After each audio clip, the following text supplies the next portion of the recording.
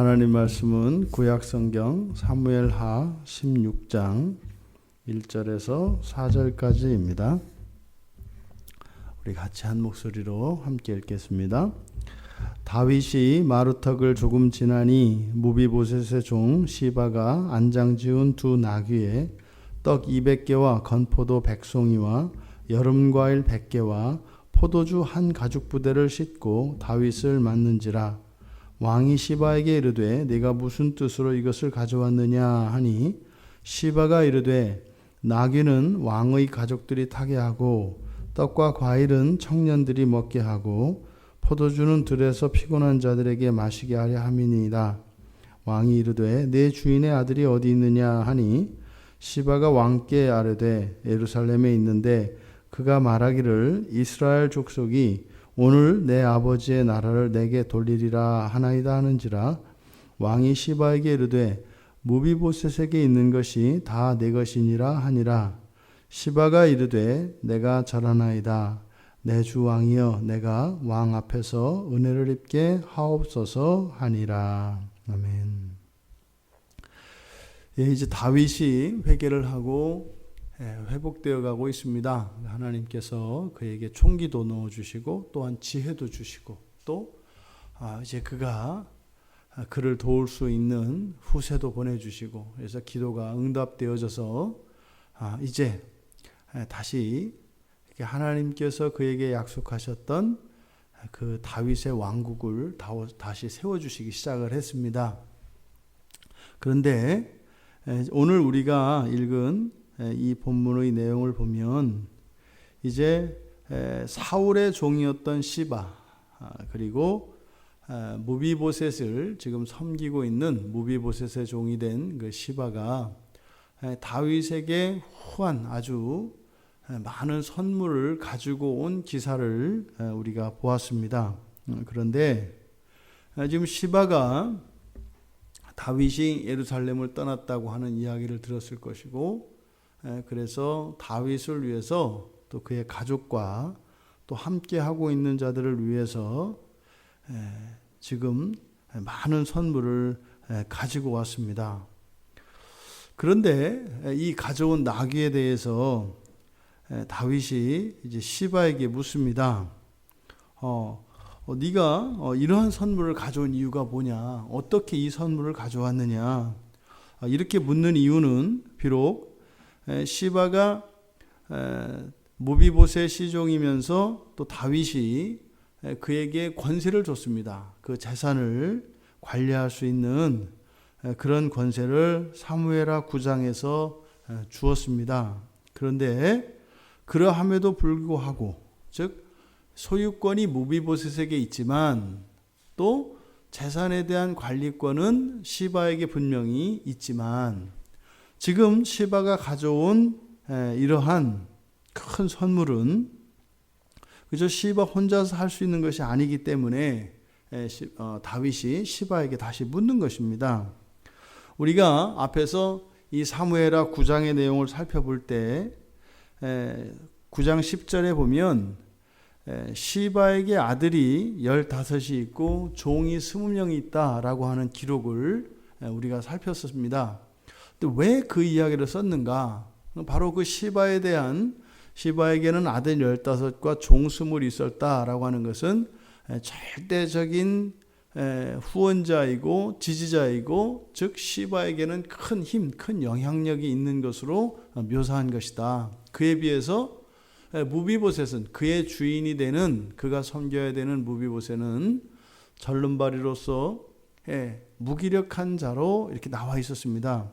그래서 다윗이 시바에게 무비보셋의 모든 재산을 관할할 수 있는 권한을 주었는데 그것이 정말 시바가 충성되게 그것을 주인인 무비보셋을 위하여 충성하게 될 것인지 아니면 어찌 보면 무비보셋이 자신의 주인이기는 합니다만 오히려 힘이 없는 그런 무비보셋을 오히려 이겨먹으려고 할 것인지 그것은 두고 보아야 한다.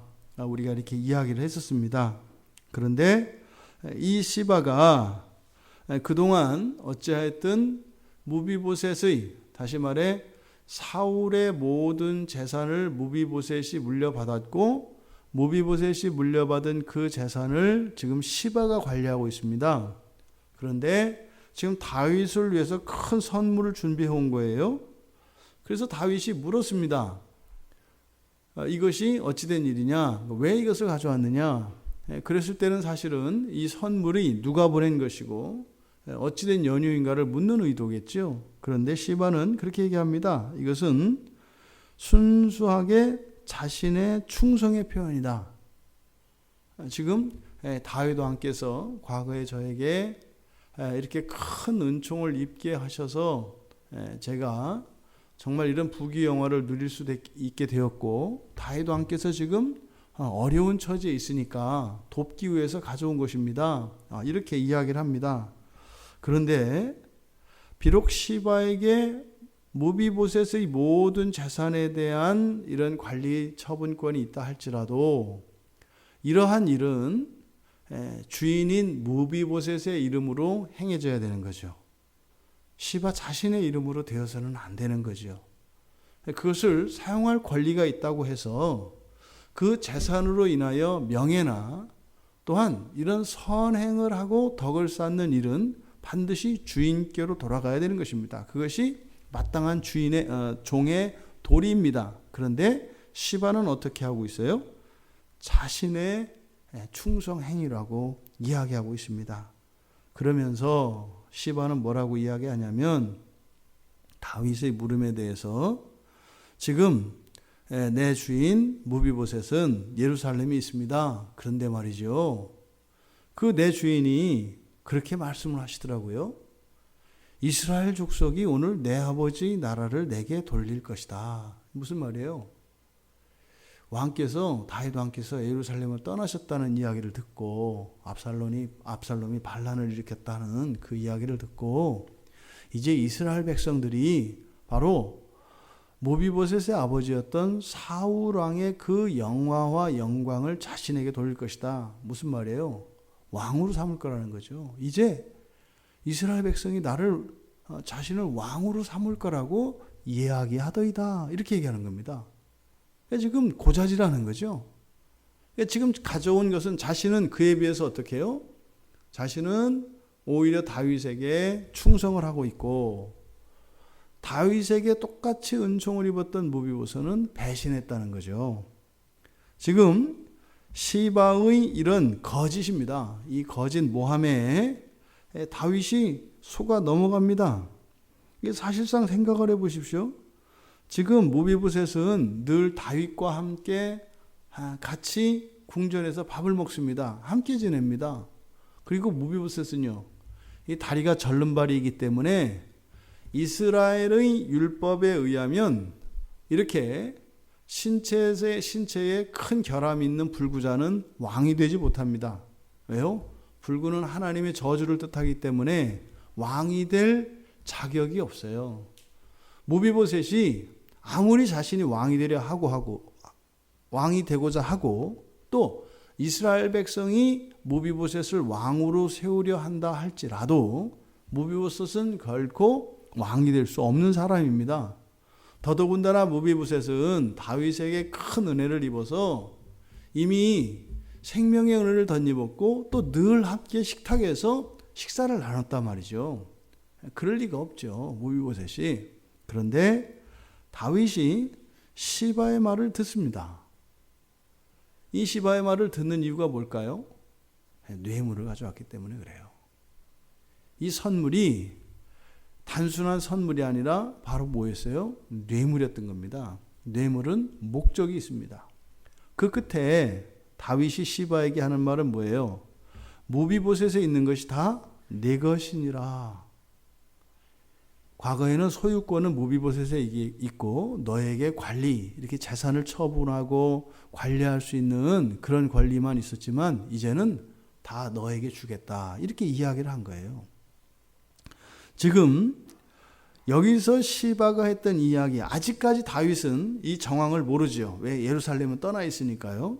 그런데 뒤에 사무엘하 19장에 가면 이제 예루살렘에 돌아간 다윗이 무비보셋에게 묻습니다. 15장 25절부터 27절까지 그 내용이 나오는데 26절과 27절에서 무비보셋이 다윗에게 이야기해요. 다윗이 너 그때 왜 네가 직접 오지 않고 어떻게 시바를 보내서 그렇게 했느냐 뭐 이렇게 묻는 것이 아니라 너 그때 위험했을 텐데 왜 나와 함께 가지 않았느냐 이렇게 묻습니다. 그때 네가 시바를 보내서 그 선물을 보낼 것이 아니라 네가 나와 함께 갔어야 하지 않겠느냐. 그때 무비보셋이 진상을 이야기합니다. 사실은 제가 왕과 함께 가려고 했습니다. 그런데 시바가 어떻게 했다는 거예요? 시바가 속였습니다. 오지 말라고 했다는 거예요, 다윗이. 본문에는 정확히 안 나와 있지만 속였다는 겁니다. 그러니까 무비보셋은 다윗 왕을 따라가려고 했는데 시바가 속여서 눌러 앉혀놨고, 그리고 시바가 선물을 들고 다윗을 쫓아간 거죠. 그리고 나서 이렇게 거짓말한 겁니다. 나중에 그 진상이 다 드러납니다. 그러니까 지금은 어쨌든 다윗이 이 시바가 무비보셋을 모함하고 거짓을 해서 결국 얻고자 하는 것은 바로 자신이 가지고 있었던 이 재산, 이 관리하고 있었던 무비보셋의 재산을 다 가지고자 하는 것이었습니다. 시바의 선물은 선물이 아니라 뇌물이었습니다. 그래서 그의 뇌물은 거짓과 이렇게 선물과 함께 거짓말을 했기 때문에 다윗은 여기에 속아 넘어갔던 것입니다. 우리가 인생을 살다 보면 이런 일이 일어납니다. 이렇게 뇌물과 함께 거짓이 들어오게 되면 우리가 항상 우리의 마음이 진실에 있지 않고 그 물건과 이런 무력에 빠지게 되면 그것을 제대로 분별력을 잃게 됩니다. 앞서 말씀드린 것처럼 무비보셋이 그렇게 반역을 도모했다, 다윗을 배신했다, 현실적으로 불가능한 이야기다 이 말입니다. 지금 다윗이 회복되어서 이제 다시 그의 지략도 회복하고 총기도 회복하고 이렇게 회개하고 하나님과 관계가 다시 이전처럼 회복되었습니다만 어떻게 해요? 죄는 끝까지 집요하게 물고 늘어집니다. 이 시바의 사건을 통해서 다윗이 넘어간 거예요. 속은 겁니다. 그래서 어떻게 해요? 그 재산을 지금 무비보셋의 재산을 시바에게 넘겨준 겁니다. 뒤에 가서 19장에 가서 그를 줬던 거기 때문에 다 뺏지는 못합니다. 그래서 무비보셋에게 말하지 않은 것 때문에 책임을 물으면서 나중에는 재산을 나누라고 이야기해요. 물론 이제 그것은 뒤에 가서 살펴보겠습니다만 왕이 이렇게 분별력을 잃고 거짓에 속아서 어떠한 결정을 내리는 것은 매우 수치스러운 일입니다. 우리가 이 세상을 살아가면서 선물과 뇌물을 잘 구별하고 또 이것이 선물인지 뇌물인지 사실상 우리는 알 수가 없습니다. 그 상대방이 무슨 목적을 가지고 온 것인지 아닌지 그것을 어떻게 알아요? 그것이 선물이든 뇌물이든 중요한 것은 그 선물과 함께 묻어오는 거짓, 이 거짓에 대해서는 분별할 수 있는 분별력이 있어야 되겠다. 그러면 설사 우리가 뇌물을 속아서 선물로 받았을지라도 그것으로 인한 피해는 없을 것이다. 이것이 우리의 삶 속에서도 이런 일이 일어나게 됩니다. 이 세상에 있는 모든 재물은요, 다 사라지는 것들입니다. 세상 사는 동안은 그것이 크게 소용이 되고 그것으로 인해서 정말 우리의 삶이 편안함과 불편함의 차이는 엄청나게 클 수 있습니다만 사실 그것은 없는 것과 크게 다르지 않습니다. 영혼의 관점에서 보면 말이죠. 우리가 이 물질에 대한 우리들의 생각, 그것보다 더욱 중요한 것은 진실이다. 진실이다. 우리가 이 세상을 살아가며 그렇게 사라질 이런 물질, 이런 물욕에 사로잡히는 인생이 아니라 진실과 진리를 추구하며 그것을 위해서 살아가는 우리 모두가 되기를 주님의 이름으로 축원합니다. 살아계신 하나님, 이제 다윗이 회복되어지는 과정에서도 끊임없이 죄는 우리 안에서 역사하고 끊임없이 저희들을 넘어뜨리기 위하여 호시탐탐 기회를 보고 있음을 보게 됩니다. 늘 깨어 오직 진리만을 추구하게 하여 주시고 이 세상에서의 편의와 그러한 물욕에 저희들의 판단력이 흐려지지 아니하도록 은혜를 내려 주시옵소서. 감사하며 예수님의 이름으로 기도드리옵나이다. 아멘.